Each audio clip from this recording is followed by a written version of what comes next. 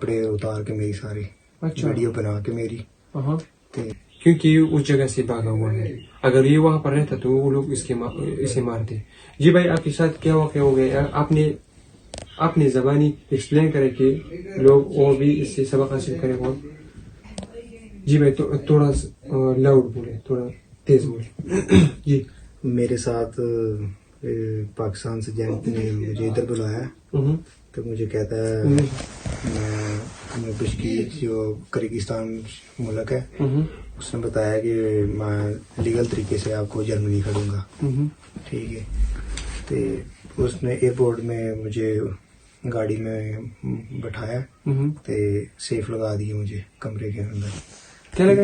Safe کمرے میں اندر بند کر دیے. اچھا. تو وہ بول رہا پیچھے گھر والوں کو کہ پیسے منگاؤ نہیں تو آپ کو میں مار دوں گا. ویڈیو بنا کے میری تو گھر والوں کو دکھائی اس نے, کپڑے اتار کے میری ساری. اچھا. تو وہ پیچھے سے کہہ رہے ہیں 30 لاکھ 35 لاکھ منگاؤ نہیں تو آپ کے بچے کو مار دوں گا.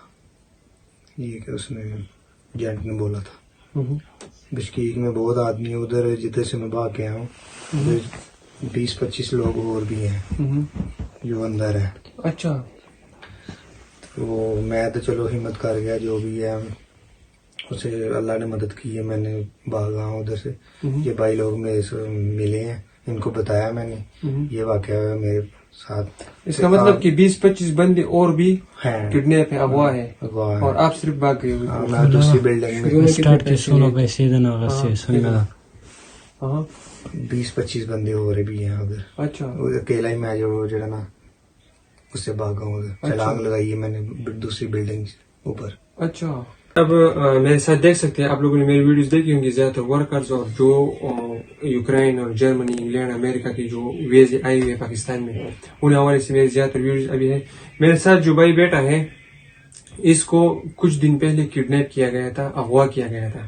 اغوا کر کے ایک کمرے میں بند کیا گیا تھا. اس کو کھانا نہیں دیا جا رہا تھا, اس کو مارا جا رہا تھا. اس سے یہاں تک کہ کپڑے اتار کے وہ ویڈیو بنا کے بالکل ننگا کیا تھا. اسے چاقو سے بھی مارا گیا ہے. اس کے پیر آپ دیکھ سکتے ہیں, اس کو چاقو سے بھی مارا گیا ہے. کمر بھی اس کی ٹھیک نہیں ہے, اتنا مارا ہے اسے. اور اسے کڈنیپ کر کے کمرے بند کیا تھا. اسے کھانا بھی نہیں دے رہے تھے. وجہ کیا بنی تھی کڈنیپ کرنے کی؟ اسے کہہ رہے تھے کہ آپ ہمیں پیسے دے دو. دھمکیاں دے رہے ہیں, ان کے گھر والوں کو دھمکیاں دے رہے ہیں کہ آپ کے بچے کو ہم ماریں گے. لیکن یہ اس جگہ سے بھاگا ہوا ہے اور ہمارے جو پٹھان ہیں ان کے ساتھ ابھی رہ رہا ہے. انشاءاللہ اس سے میں یہ یقین دہانی دے دوں کہ آپ بالکل سیف جگہ پر ہو. انشاءاللہ کچھ بھی نہیں ہوگا, ہم آپ کے ساتھ ہیں. انشاءاللہ کچھ بھی نہیں ہوگا. یہ اپنی کہانی خود بھی ایکسپلین کرے گا, لیکن یہ جسٹ سمری میں نے آپ کے ساتھ شیئر کی. انشاءاللہ میں آپ سے ان سے بھی پوچھوں گا کہ ان کے ساتھ ہوا کیا ہے اور کیا کیا ہو رہا ہے ان کے ساتھ. پاکستان ایمبیسی سے میری ریکویسٹ ہے, پاکستان ہیومن رائٹس والوں سے میری ریکویسٹ ہے کہ اس بھائی کے ساتھ کھڑے ہو جائے. اور یہ اکیلے اس کے ساتھ نہیں, بہت لوگوں کے ساتھ ہو رہا ہے, لیکن اس نے ہمت کی اور ہمیں بتا دیا. اور ہم چاہتے ہیں کہ اور لوگوں کے ساتھ اس طرح واقعات نہ ہوں. جو بھی آ رہے ہیں پاکستان سے ان سے میری ریکویسٹ ہے کہ احتیاط کیا کریں.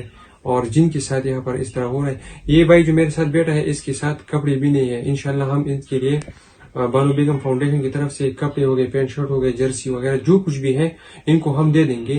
لیکن یہ ظلم ہو رہا ہے اس کے ساتھ, اتنا مارا ہے. اس کے پیر آپ دیکھ لیں, خون اب بھی اس کے پیر سے جا رہا ہے.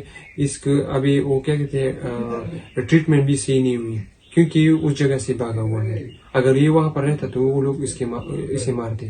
جی بھائی